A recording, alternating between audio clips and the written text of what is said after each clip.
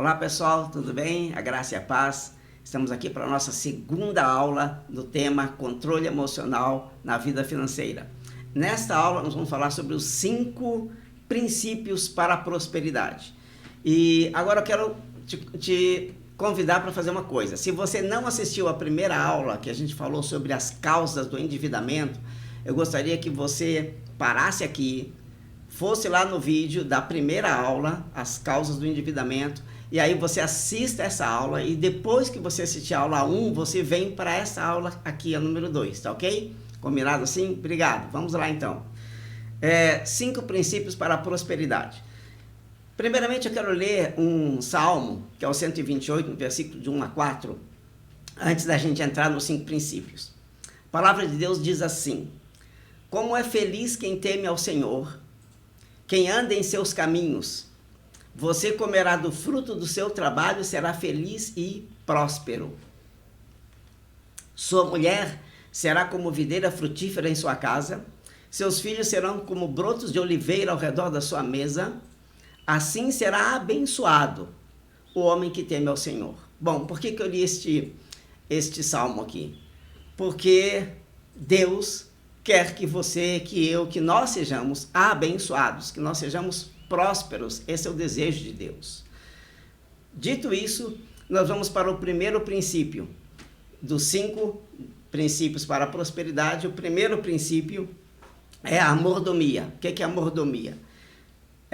E lá em Salmos 24, no versículo 1, diz assim: do Senhor é a terra e tudo que nela existe, o mundo e os que nele vivem. Então, nesse salmo me diz o quê? Deus é o dono de tudo. Tudo vem dele, tudo é para ele. O que é o princípio da mordomia? É eu ter a consciência. Primeira coisa, ter a consciência disso. É claro que mordomia é um assunto muito extenso.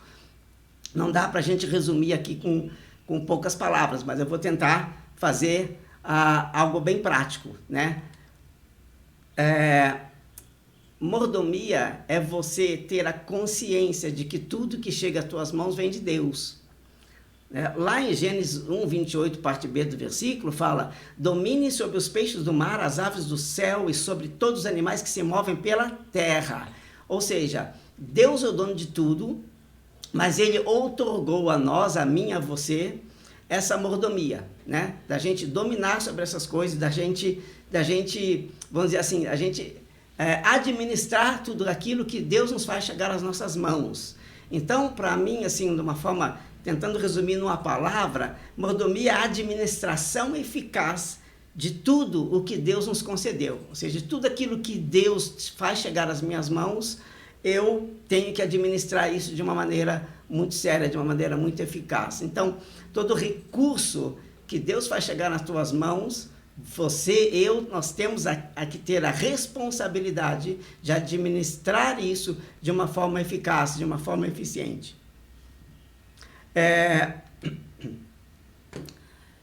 Então, isso é mordomia, né? Eu ter essa consciência, tudo que me chega às mãos, eu tenho que administrar de uma forma eficaz.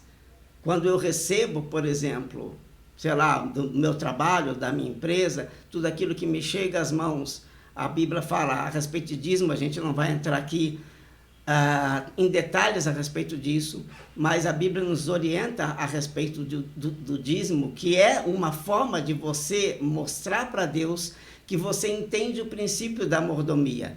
Ou seja, então daquilo que me chega eu devolvo a Deus aquilo que é dele, né? Na verdade não é aquilo que é dele, né? Se a gente pensar bem a respeito disso, tudo é de Deus, né? Porque você pode dizer: mas eu trabalho numa empresa, eu ganho o meu salário. Sim, mas Deus abriu aquela porta para você trabalhar lá.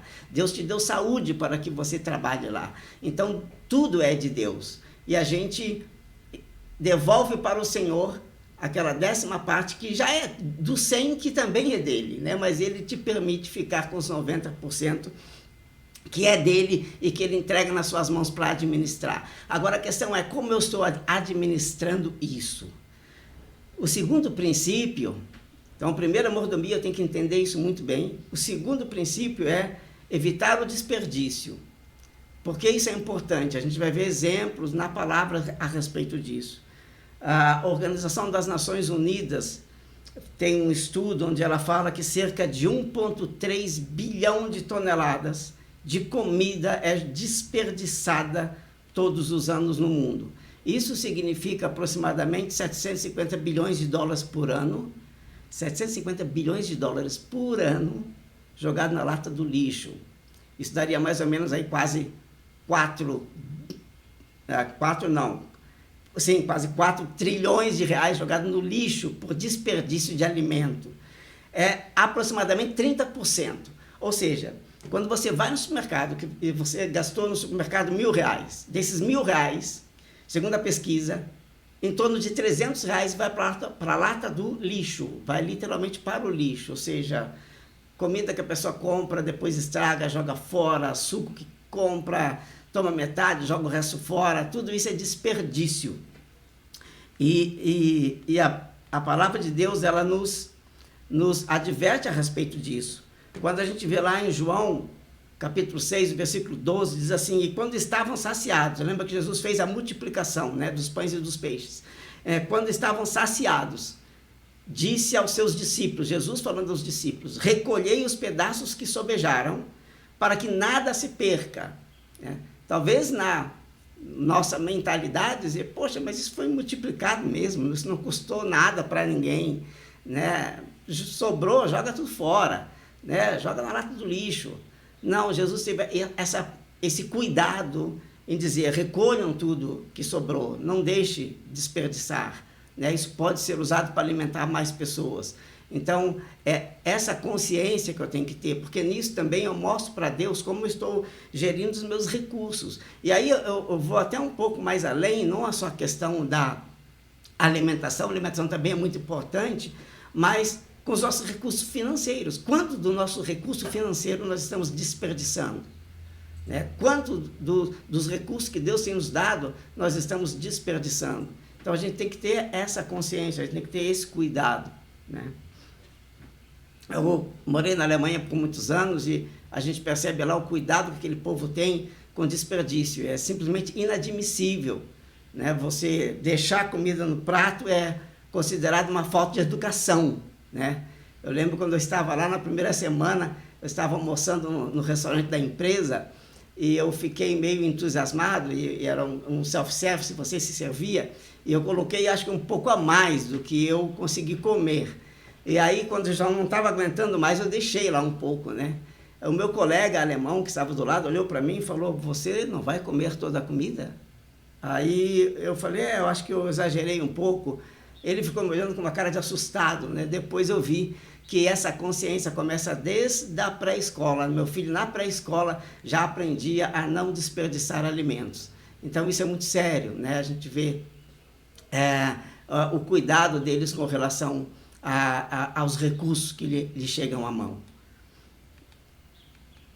Use seus recursos com responsabilidade. O terceiro o terceiro princípio é: evite dívidas. Provérbios 22:7, vê que eu estou usando bastante provérbios hoje, né? Provérbios 22:7 fala: o rico domina sobre o pobre, quem toma emprestado é escravo do que empresta. Esse é um cuidado que nós temos que ter, porque nós temos uma tendência, aí eu estou falando especialmente do povo brasileiro, nós temos uma tendência a nos endividarmos. É muito fácil o crédito aqui, então a gente acaba se endividando muito facilmente. E talvez você me diga, como algumas pessoas já me perguntaram: mas nem toda dívida é ruim. Por exemplo, eu tive que me endividar para comprar a minha casa, para comprar um terreno, ou tive que me endividar para comprar um carro, né? Então a gente tem que separar um pouquinho as coisas. Ok, se você fez uma dívida porque você está pagando a sua casa, comprou uma casa, comprou um apartamento, então eu digo, essa é uma dívida boa, embora os juros sejam muito elevados, mas muitas vezes a grande maioria das pessoas não tem recurso para comprar um bem tão valioso à vista, obviamente. Então a pessoa entra numa dívida, mas desde que essa dívida caiba no teu orçamento, não tem nada de errado com isso, né? Agora, eu vou fazer uma dívida para comprar um carro. Bom, por que eu preciso fazer uma dívida para comprar um carro, né? O que as pessoas normalmente fazem elas olham se o valor da parcela daquele veículo cabe no orçamento. Se cabe, ela compra. Claro que tem outros custos envolvidos que muitas vezes não são considerados, depois viram uma bola de neve, né? E também, assim, se você pegar o valor da parcela, multiplicar pelo número de meses, você vai ver quanto efetivamente você está pagando naquele carro. Normalmente, você paga quase o dobro do preço do carro. Em algumas ocasiões que o juros estava mais alto, dava até 3 vezes mais. Você pagava 3 carros para ter um. E muitas vezes o carro acaba sendo um luxo. Dá para ficar com aquele que tem, não precisaria estar trocando, mas trocou porque achou que tinha que trocar, né? O homem tem muito disso, né? É o nosso brinquedo, né? O carro, então a gente acaba fazendo umas coisas impensadas. Mas claro, se você falar, não, mas eu preciso comprar um carro porque eu vou trabalhar com esse carro. Opa, então esse carro não vai ser vamos dizer, um passivo, algo que tira dinheiro do seu bolso, mas ele vai ser uma ferramenta que ele vai colocar dinheiro no seu bolso, vai ser um ativo. Então, tudo bem você fazer uma dívida para comprar um veículo, o qual você vai usar para ganhar dinheiro. Esse carro vai colocar dinheiro no seu bolso, ou você vai trabalhar no aplicativo, ou de alguma outra forma, não sei, mas o carro vai ser um instrumento para te abençoar financeiramente. Então, também é uma dívida que eu considero como uma dívida boa, mas toma cuidado, porque tudo hoje em dia eles fazem muitas vezes e o crédito é muito facilitado e as pessoas se endividam, muitas vezes sem necessidade, se endividam para comprar coisas que são desejos e não necessidades. Toma cuidado com isso. O quarto princípio é planejamento. Lá em Lucas 14, 28, está escrito assim: pois qual de vós, querendo edificar uma torre, não se assenta primeiro a fazer as contas dos gastos, para ver se tem com que acabar. Né? Isso é planejamento. Então, nós temos que planejar, nós temos que fazer o nosso controle financeiro, nossa planilhazinha, seja no Excel, seja num aplicativo de celular, que hoje tem vários de controle de despesas, ou então num papel, num caderno mesmo, você anotar lá tudo que você está gastando naquele mês. Né? Se você é casado, faça isso junto com a sua esposa.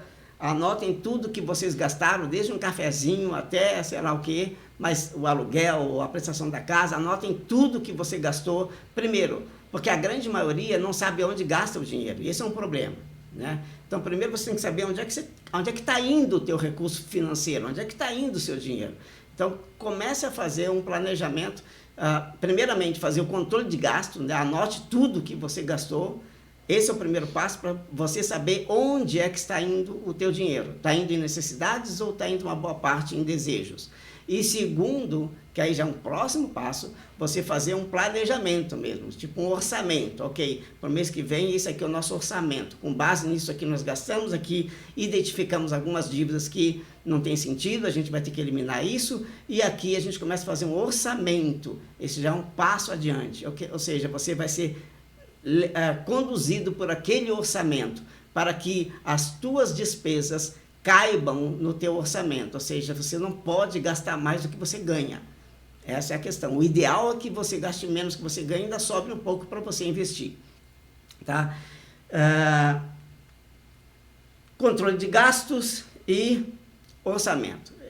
É isso. Primeiro o controle de gastos para você saber onde é que você está gastando e depois o orçamento para você, então, vamos dizer assim, ter uma linha de ação, né? Eu vou me guiar por esse orçamento. Novamente, estou sendo redundante aqui, se você é casado, senta com a tua esposa e faz isso junto com ela. Ela precisa participar com você, tanto do controle de gastos, né? Da planilha que vocês vão fazer, vendo onde é que está gastando o dinheiro e depois do orçamento. Não dá para você fazer isso de uma forma arbitrária e dizer para a tua esposa, está aqui, agora segue, né? Tem que fazer isso junto com ela, tá bom? Quinto e último princípio, use a sua mente, use o seu cérebro a seu favor. Lembra que lá na aula 1 eu falei daquele estudo da Universidade de Harvard, onde o estudo mostrou que 95% das decisões de compra de uma pessoa, elas são inconscientes, ou seja, a pessoa não compra aquilo de uma forma racional, ela compra pela sua emoção. Então, isso é muito importante.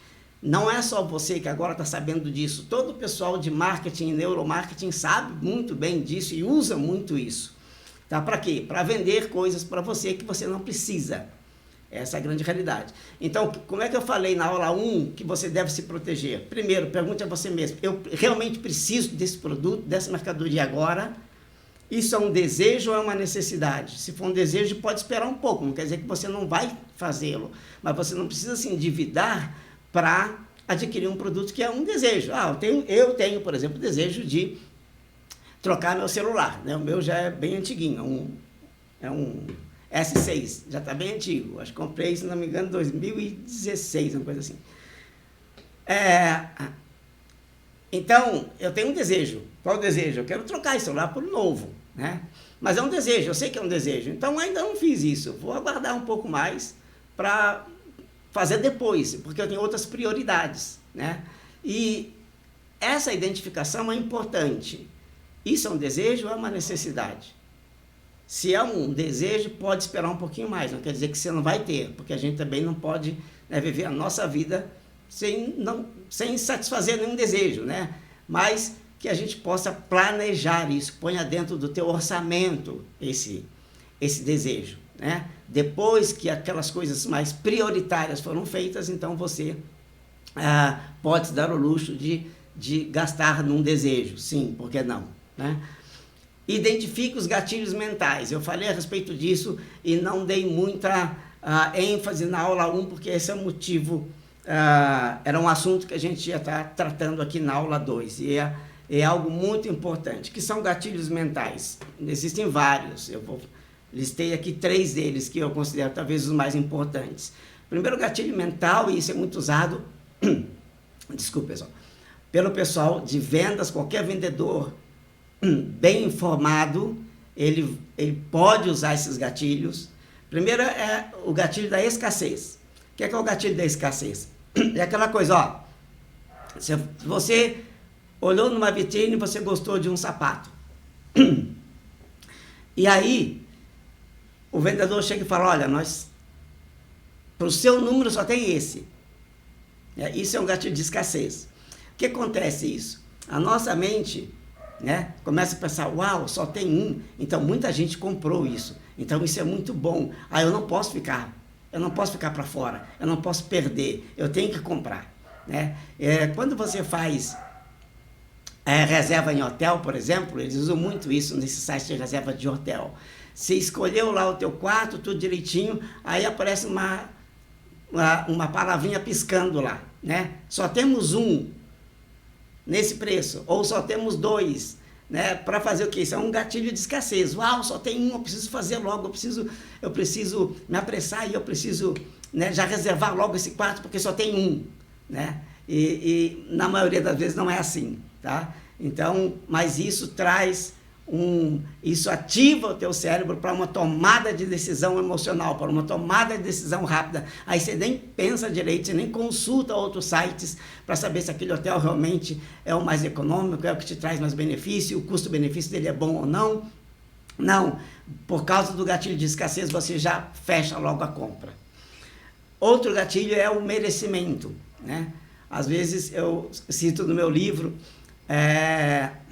uma história real que aconteceu com um amigo meu. Ele entrou numa loja de shopping, que ele ia comprar uma calça jeans, e ele viu uma calça muito bonita, que ele gostou muito, mas a calça custava aproximadamente R$1.000 naquela época, estou falando de coisa de alguns anos atrás. E aí ele olhou, quando o vendedor falou, ele perguntou o preço, o vendedor fez ele experimentar a calça primeiro, e depois falou, ficou muito boa em você e tal, quanto que é? Ele falou, aí o vendedor falou, é tanto, quase R$1.000. Ele falou, não, eu não vou pagar R$1.000 numa calça jeans, de jeito nenhum. Aí o vendedor falou para ele assim, poxa, você não acha que você merece uma calça de R$1.000? Aí esse meu colega falou, mas veio um monte de coisa na minha mente. Tudo aquilo, as horas que eu tenho trabalhado a mais, o sacrifício, as viagens a negócio, um monte de coisa, veio muita coisa na minha mente e realmente eu falei, não, realmente eu mereço. E acabou, ele não comprou a calça porque ele identificou isso e ele saiu rápido, ele tirou, largou lá e foi embora, né? Mas ele falou, quase eu comprei aquela calça, porque quando o cara falou, você não acha que você merece isso? Esse gatilho ele é muito forte, porque quando alguém quer te vender um produto muito caro, ele fala, você não acha que você merece? O valor daquele produto deixa de ser importante, né? Ele passa ele atinge muito forte o teu emocional, esse gatilho do merecimento. Né? Quando a pessoa fala para você, você não acha que você merece? Cara, você vai pensar na sua vida, no seu esforço, no seu sacrifício, você vai dizer, realmente eu mereço. E você vai pagar muito mais caro por algo que não precisaria, né, pela questão do gatilho do merecimento.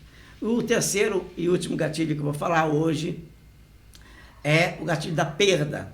Né? Ninguém gosta de perder nada. Né? Então, às vezes, você entra lá, o cara fala, olha, isso aqui é uma promoção, eu tenho esse celular aqui na promoção, mas se você não fechar comigo agora, se você sair por aquela porta, você vai perder essa promoção. Isso é um gatilho muito forte também, porque a tua mente, ela fica focada nisso. Ó. Nossa mente é configurada para não perder nada. Né? Então, se alguém te diz que você vai perder algo, a tendência é você realmente agir pelas suas emoções e comprar aquele celular ou aquele aparelho ou produto que seja. Por quê? Porque ninguém gosta de perder. Né? Então, eles usam muito isso. Eu estou te falando aqui porque eu considero o seguinte, se o marketing pode usar dessas ferramentas para te conquistar como consumidor, você tem o direito de saber disso para se defender também como consumidor. Então, cuidado com esses gatilhos, não tome decisões precipitadas ou pela sua emoção. Lembre disso, nós somos seres emocionais, 95% das nossas decisões de compra, elas são inconscientes, né? São emocionais, então tome cuidado com isso para que você faça bom uso, ou seja, um bom mordomo daquilo que Deus te deu, tá? Finalizando, eu quero dizer para você, assuma a sua responsabilidade como mordomo de Deus. Você é filho de Deus e chamado por Ele para viver de uma maneira abundante. Deus não te chamou para você viver em dívidas, Deus te chamou para que você viva uma vida abundante. Se você está numa situação de um alto endividamento, cartão de crédito, cheque especial, meu conselho para você é vá até o banco, negocie isso com o banco, negocie com o teu cartão de crédito e tente sair disso. Se você não tem controle sobre o seu cartão de crédito, não use. Corte, jogue fora. Não use, porque isso está sendo um mal para a sua vida e não uma bênção. Então, a gente tem que tomar cuidado com isso. E, às vezes, precisamos, sim, tomar decisões radicais a respeito disso. A palavra de Deus, lá em Romanos 12:2, eu gosto muito desse versículo, ela diz assim, não se amoldem ao padrão desse mundo, ou seja, não toma forma do mundo, mas transformem-se pela renovação da sua mente, para que sejam capazes de experimentar e comprovar a boa, perfeita e agradável vontade de Deus. Então, a Bíblia está me advertindo para que eu não tome a forma do mundo, que eu não ande conforme o mundo anda, para que eu possa experimentar e comprovar a boa, perfeita e agradável vontade de Deus para a minha vida. Então, é isso, queridos, que eu tinha para você, que eu queria compartilhar com você nessa aula. Próxima aula eu vou estar falando sobre gratidão e o que gratidão tem a ver com vida financeira. Você vai ver que tem muito a ver. É isso aí, muito obrigado, que Deus te abençoe poderosamente e que você viva o melhor de Deus para a sua vida. Até a próxima aula. Tchau, tchau.